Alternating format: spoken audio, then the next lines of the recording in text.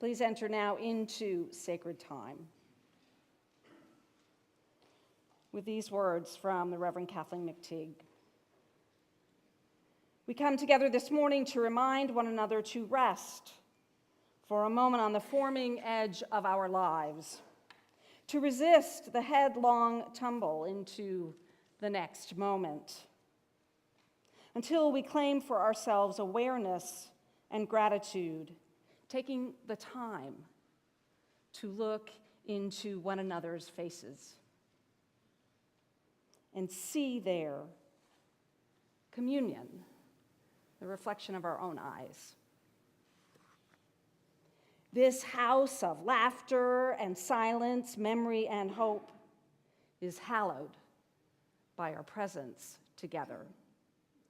Come, let us worship together.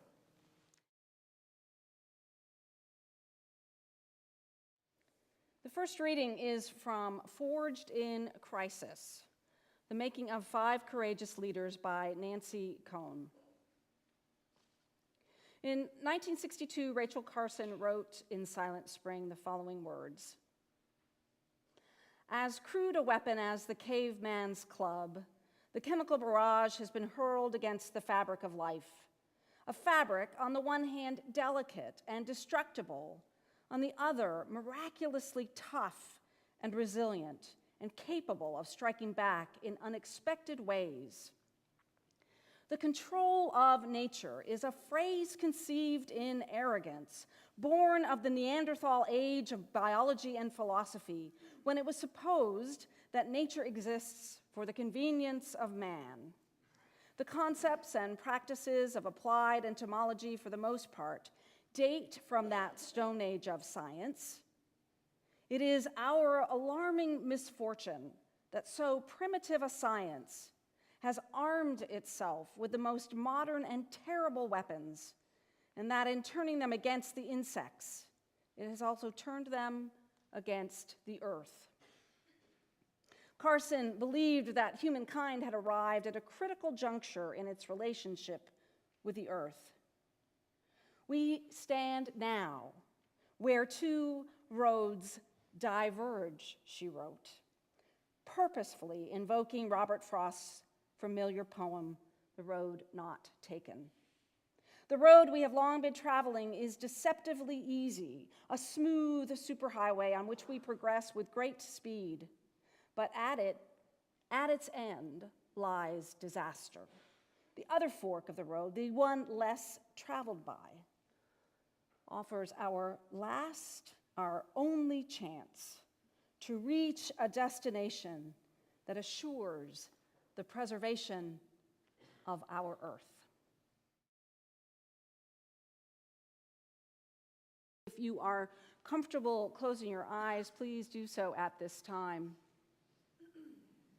Taking a moment to breathe, to notice the breath, finding a way to focus, to be here now, to let go of all that you have brought here with you into this space, to pause for a moment, recognizing the pain and sorrow of the world as we mourn together the loss of life in New Zealand. Taking a moment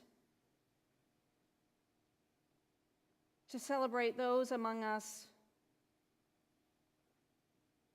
who know what it is to be in recovery, to be always healing,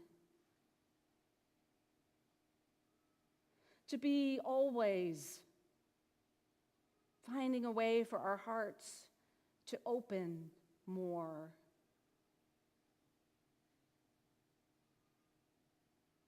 Taking a moment to think about the work with our partner organizations that the Unitarian Universalist Social Committee does in climate justice. Taking a moment to lift up all refugees as they seek a new home, a safe home,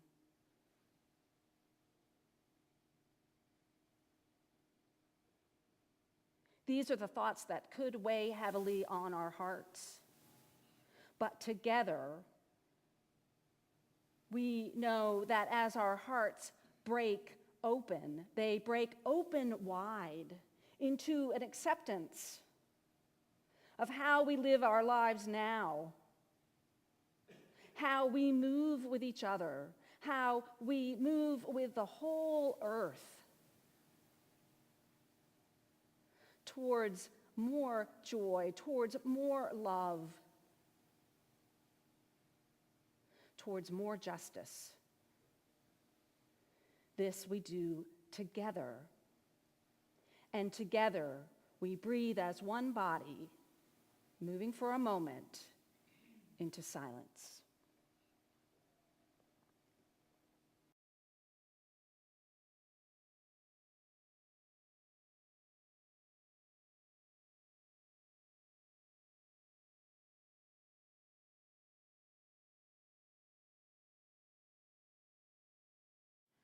As a kid, I loved riding my bike to the library, where I'd fill my basket with books to take home and spend hours alone, reading, walking into other worlds. Books saved me. Like religion is supposed to save, and when I say save, I mean made whole, restored, healed.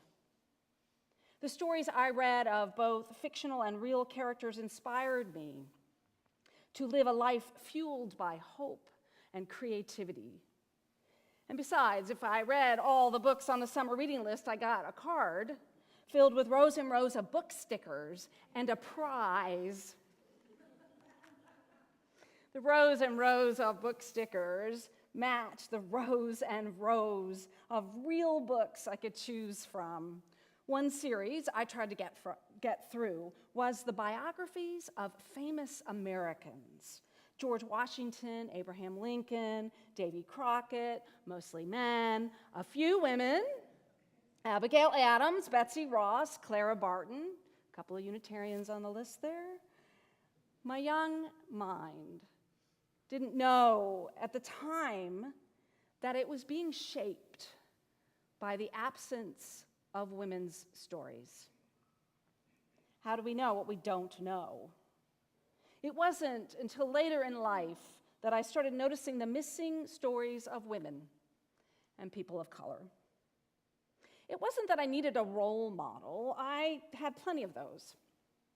My independent, widowed grandmothers, who both went to work for the first time after their husbands died. My mother, who worked as a registered nurse. My teachers, who encouraged me to get education and develop my mind. It wasn't that I needed a role model. I needed women's stories to know that I mattered as a female. I needed women's stories to save, restore, and heal me in a world that wanted to ignore, dismiss, and silence me. While I was very young, there was a woman who was fighting to save all of us. And when I say save this time, I mean keep safe from harm, preserve the earth, and literally save lives. Rachel Carson's Silent Spring was published in 1962. She died 2 years later at the age of 56. We know her legacy. We know the need to balance technological advancement with a sense of responsibility for the interdependent web of existence. We may not know her whole story, her journey from quiet farm girl to reluctant celebrity, her journey as a woman in a world that desperately wanted to ignore, dismiss, and silence her. Rachel Carson's mother encouraged her daughter to pursue higher education. Rachel's mother had been educated at the Washington Female Seminary in Pennsylvania. She worked as a school teacher until she got married. And when she got married, by law, she was no longer allowed to teach. Rachel's parents, both her parents, encouraged her to get a higher education. Her father sold off some of the family farm. Her mother sold the family china and apples and chickens from their backyard so they could afford to send her to college. At 25, Rachel received her master's degree in zoology. She'd hoped to earn her PhD, but by that time, she was the primary breadwinner for her family, which was her parents, her brother, a sister, and her sister's 2 young daughters.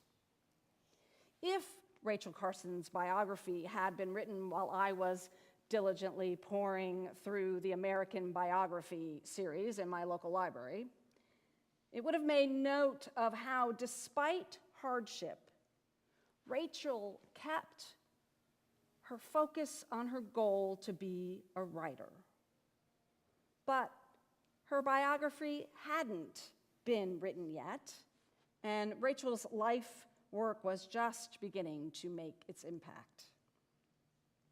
In writing now about Rachel Carson in her book, Forged in Crisis, The Making of 5 Courageous Leaders, historian Nancy Cohn points out that Carson faced obstacles particular to being a woman.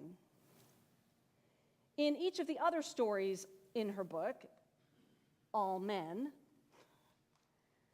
there is Ernest Shackleton, who's the polar explorer, Abraham Lincoln, Frederick Douglass, Dietrich Bonhoeffer, the Lutheran pastor executed for his involvement in a plot to assassinate Hitler. In their lives, she noted that they experienced what she called critical years of gathering. This was a time when they were forming their leadership style, becoming who they would become as leaders. They each did this without shouldering hefty domestic burdens. She writes, each had more room, freedom, and energy by some measure than Rachel Carson. After her book, The Sea Around Us, won numerous awards, Rachel, a very private person, learned what it meant to be a successful female author in a man's world. Some readers assumed the author of a highly detailed, accurate scientific account must be a man. Some who knew she was a woman were surprised when they met her. A reporter and an editor each responded with surprise at her decidedly what they called small and feminine appearance. They had expected a larger woman would have written these things.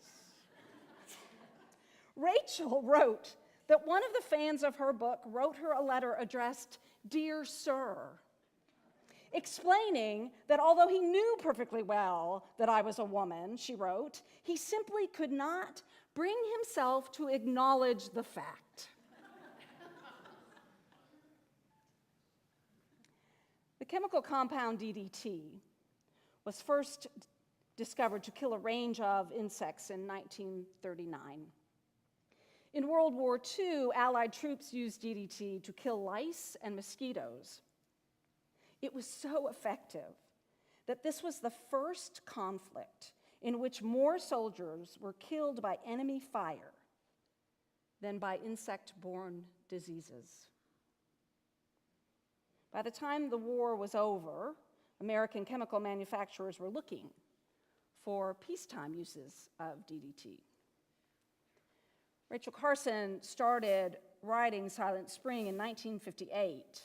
She was slowed by various personal challenges, including her mother's death, her niece's death, which resulted in the adoption of her grandnephew, and physical ailments, including breast cancer, heart problems, and arthritis. At one point, she suffered from a condition that left her unable to see for weeks. Her assistant had to read draft chapters aloud to her so she could edit them. She had finally found her voice, and she would not be deterred. There were 3 chapters in Silent Spring outlining Carson's research into the link between pesticides and cancer.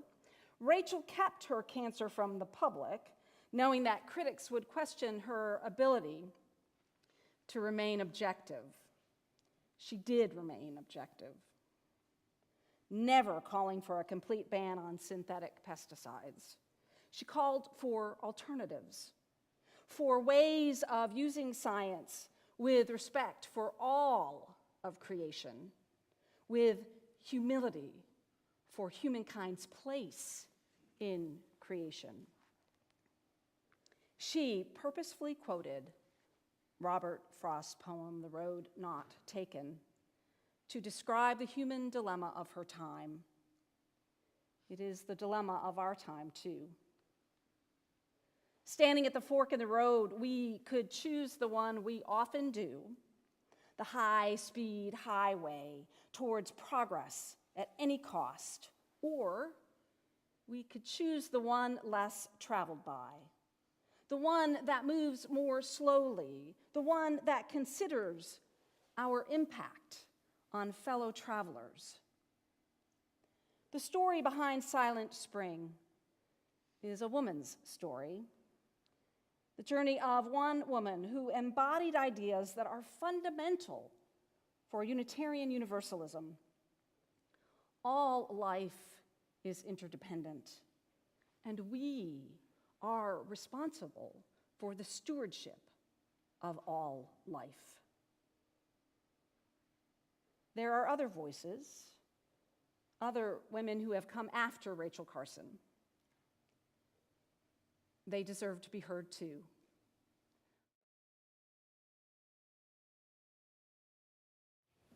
Remember is a poem by Native American poet Joy Hartholm. Remember the sky that you were born under. Know each of the stars' stories. Remember the moon. Know who she is. Remember the sun's birth at dawn. That is the strongest point of time. Remember sundown and the giving away tonight. Remember your birth, how your mother struggled to give you form and breath. You are evidence of her life and her mother's and hers. Remember your father. He is your life also. Remember the earth whose skin you are. Red earth, black earth, yellow earth, white earth, brown earth. We are earth. Remember the plants, trees, animal life, who all have their tribes, their families, their histories too. Talk to them. Listen to them. They are alive poems. Remember the wind. Remember her voice. She knows the origin of this universe. Remember, you're all people, and all people are you. Remember, you are this universe, and this universe is you. Remember, all is in motion, is growing, is you. Remember, language comes from this. Remember, the dance language is that life is. Remember.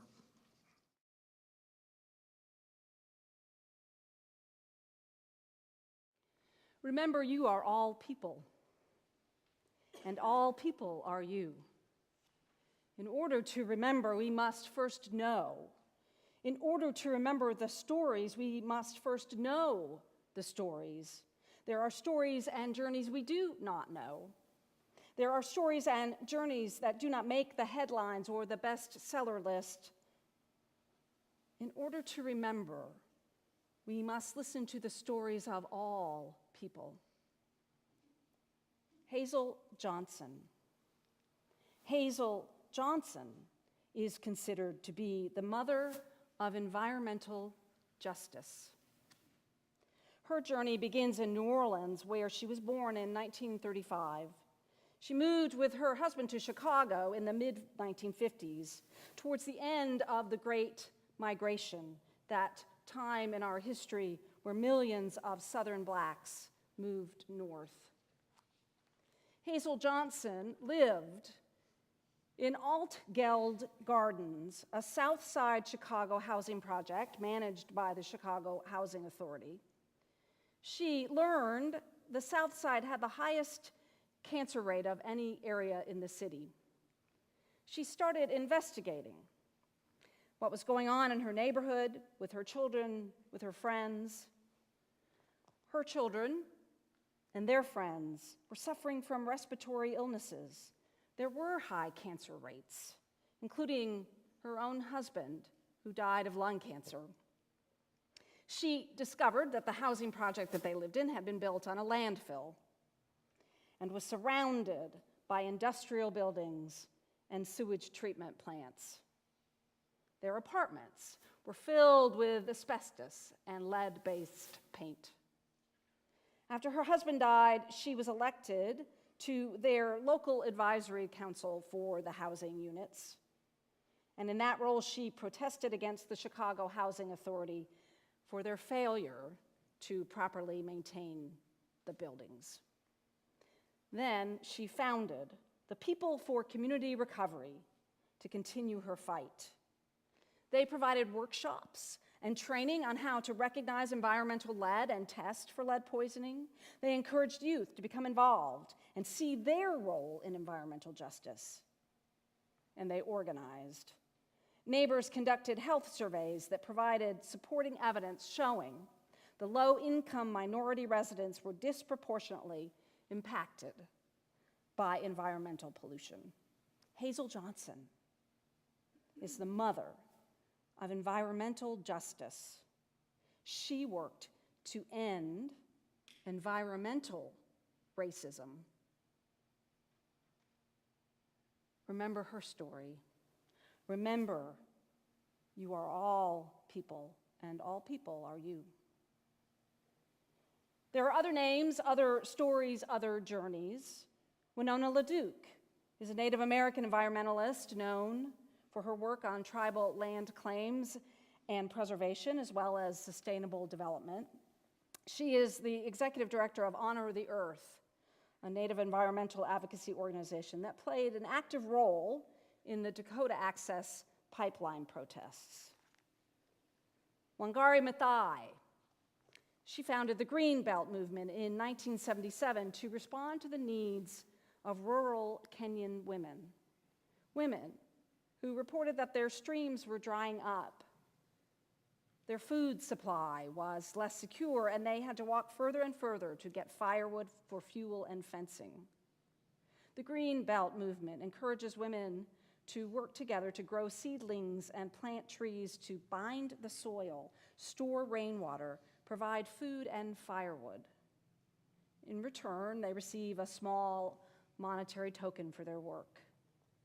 Dr. Maathai was the first African woman to win the Nobel Peace Prize for her contribution to sustainable development, democracy, and peace. She died in 2011, but the work continues. The movement she founded has planted more than 51 million trees in Kenya. Empowering women, creating environmental sustainability, and inspiring people all over the world to understand their responsibility to the interdependent web of existence. Remember, you are all people, and all people are you. There are other stories and journeys we do not know. There are stories and journeys being written right now. More than 150,000 students and adults in more than 100 countries walked out of class this past Friday, demanding action from their governments on climate change.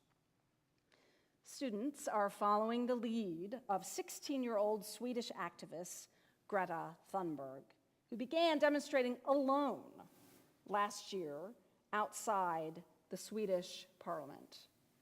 Since then, the protests have grown, partly in response to all of the reports we are now receiving that the impact of climate change is going to arrive in these students' lifetime, unless governments work together to prevent it. Scientists estimate that the protesters will be in their 40s or 50s, or maybe even in their 30s, when the world will reach dangerous levels of warming. Remember, you are all people, and all people are you. Remember the sky that you were born under. Know each of the stars' stories. Remember the plants, trees, animal life, who all have their tribes, their families, their histories too. Talk to them. Listen to them. When I rode my bike to the library to fill my basket with stories that inspired me to live a life fueled by hope and creativity, I didn't notice the absence of women's stories and the stories of people of color. Now we live in a world with so much access to stories that inspire that it can be overwhelming. And yet, there is still work to be done. Yes, we need to listen to the voices of young women like Greta Thunberg. Yes, we need to listen to the voices of women of color leading the movement. More than that, we need to notice how we have been shaped by what we do not know. We need to notice how those of us from the dominant culture have been shaped by the absence of voices that have been ignored, dismissed, and silenced. We are standing at the fork in the road. May we choose the one less traveled by, the one that follows the voice saying, remember, you are all people, and all people are you. May it be so, and amen.